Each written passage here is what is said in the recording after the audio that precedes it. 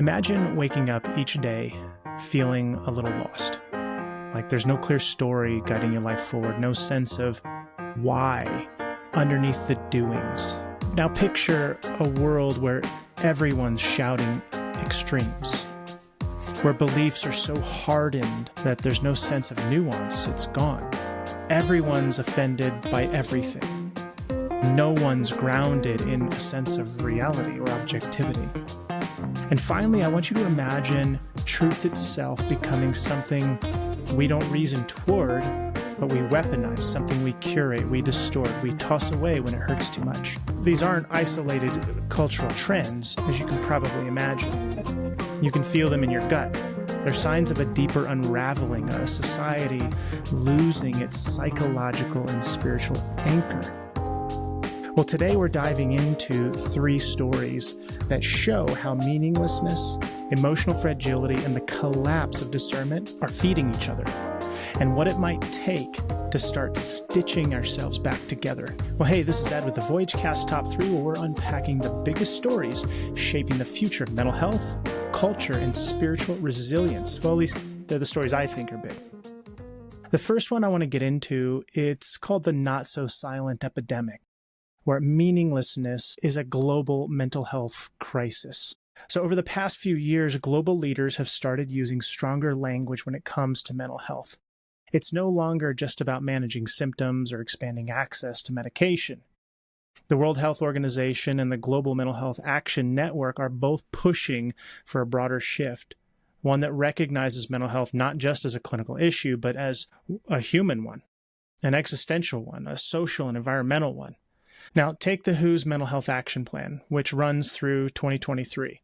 It lays out 4 big issues we really can't ignore.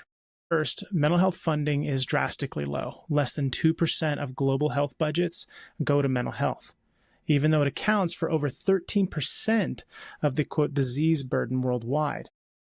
Now, second, most systems are still stuck in a reactive institutional model, rather than investing in a community-based or preventative approach to mental health. The third thing, we're failing young people. Suicide and depression are on the rise. And yet, youth mental health is constantly under-resourced. At least that's what they're finding. And finally, we're ignoring the social roots. Poverty, isolation, instability, these aren't side issues. They might be central to what's really going on. But I suspect there might be even more. And this is where it matters. If you've spent any time in therapy or just paid attention to your own soul, you know this. People don't fall apart just because of bad brain chemistry or even situations in their life. They break down when life stops making sense. Viktor Frankl put it plainly in Man's Search for Meaning. People need purpose more than they need comfort. And when purpose disappears, we don't just get sad. We get disoriented. We start looking for substitutes. We start numbing ourselves. We start escaping through the noises of the world. And research backs this up. In 2016, a study in the Journal of Positive Psychology found that a lack of purpose strongly correlates with depression, anxiety, and suicidality. On the flip side of this, though, meaning-centered therapies like logotherapy or narrative therapy consistently help people build resilience in the face of trauma, grief, and long-term illness. So when people lose meaning, it's not just a spiritual loss, it's a public health emergency. And in a world that's growing more and more isolated and disoriented every day, the emergency isn't silent anymore, it's screaming. And this is where we get into story 2, which is we'll spend a little bit more time on because it's kind of a bigger deal. Mass violence, fragile minds, and the rise of radicalization. In the span of just a few weeks, we've witnessed 3 brutal acts of violence. The assassination of conservative activist Charlie Kirk in Utah on September 10th, a school shooting at Evergreen High School in Colorado on the same day, and a fatal stabbing of Ukrainian refugee Irina Zarutska on a Charlotte light rail train in late August.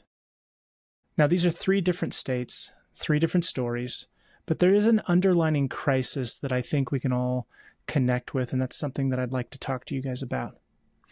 People becoming fractured, untethered, so much so that they lash out, not just at individuals, but at meaning itself.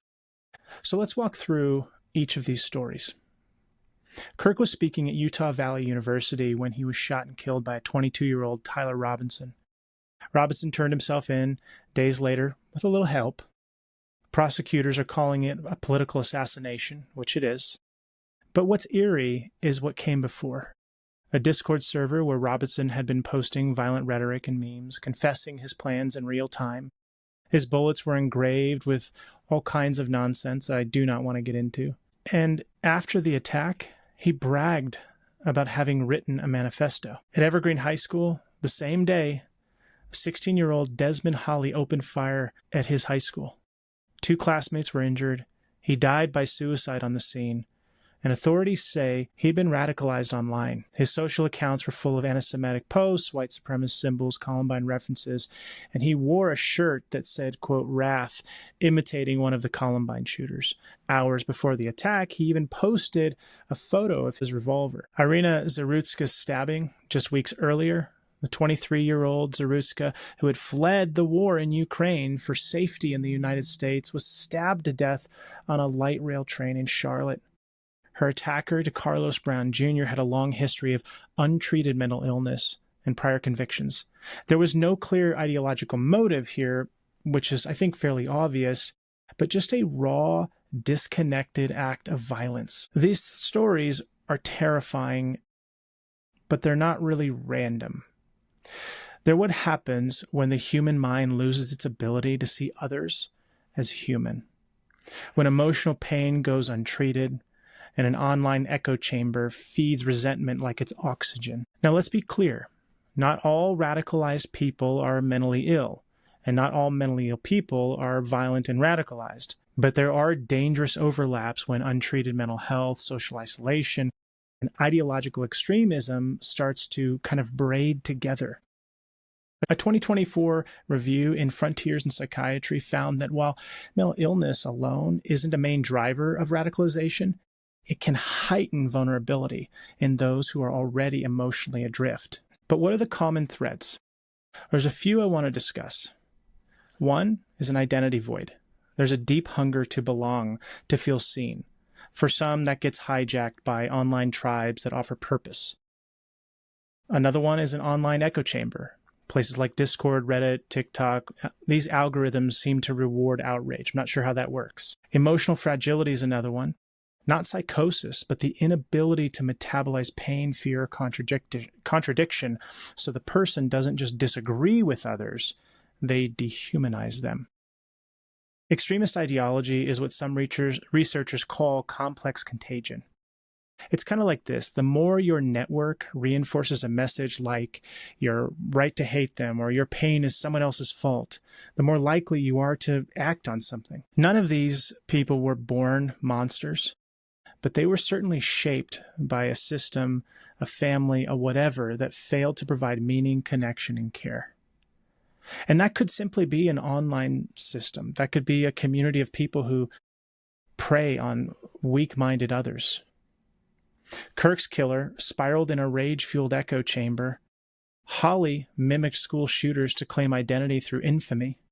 Brown, left to cycle through a broken mental health system, exploded without warning. This isn't just about ideology. It's about the collapse of human dignity, our own, and the dignity of those in our lives, of the others that we see and meet throughout the day. And that brings me into story 3. Spend 5 minutes on any social media platform and you'll feel it. Truth doesn't really float to the top anymore, does it? It gets filtered out, it gets weaponized, and turned into content. After the Kirk shooting, graphic videos went viral within hours, minutes. People were calling for vengeance. Zarutska's stabbing footage made the rounds too. And Holly's disturbing pre-attack post stayed online long enough to potentially inspire others. Here's the thing though. Our brains are wired to respond to emotional intensity. When we feel angry or overwhelmed, our thinking narrows. It's called a tunnel effect. Social media exploits that vulnerability. Algorithms exploit that vulnerability by prioritizing what provokes. They don't reward truth, they reward engagement. And that usually means outrage, fear, and division. Social identity theory also helps explain what's going on. When our beliefs are tied to group belonging, disagreement doesn't feel intellectual, it feels personal, like actual betrayal. And that kills our curiosity to understand. That limits our ability to discern. And discernment is the ability to hold complexity, questioning our assumptions, to seek truth. And this art is being lost. This art of discernment is becoming something of the past. And yet it's not beyond us, though. This skill of discernment is a skill we can learn. It's something we can practice daily through mindfulness, through critical thinking, through exposing ourselves to voices that challenge us without confirming our worst instincts. But the window is closing. And what's the cost of losing this skill? Well, it's everything from broken relationships to literal violence. These three stories, Kirk's assassination, Holly's rampage, Zarutska's murder, aren't just disturbing headlines. They're like a litmus test of the despair, the derangement, of the just total dysfunction of our society in distress. So here's what we need to do. Just as an option, as a tip, as some guidance for you today to move the needle, ask yourself always, where am I getting a sense of meaning? And is this a foundational place? Is this a sturdy place for getting meaning? Or is it built on clicks and approval? How have I been responding to the differences I see in the world? Do I get curious about those differences, or do I get defensive as if it's violence or hateful? Do I listen, or do I retreat? And when you're online, are you becoming more grounded or more reactive?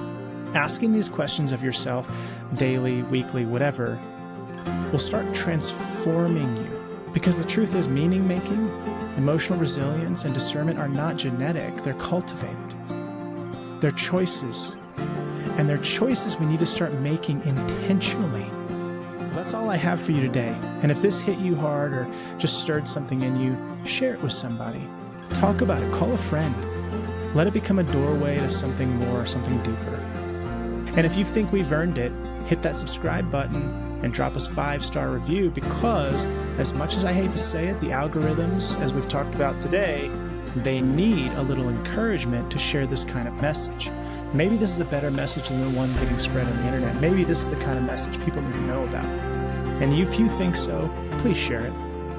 And we'll see you next time. Thanks so much for joining me today.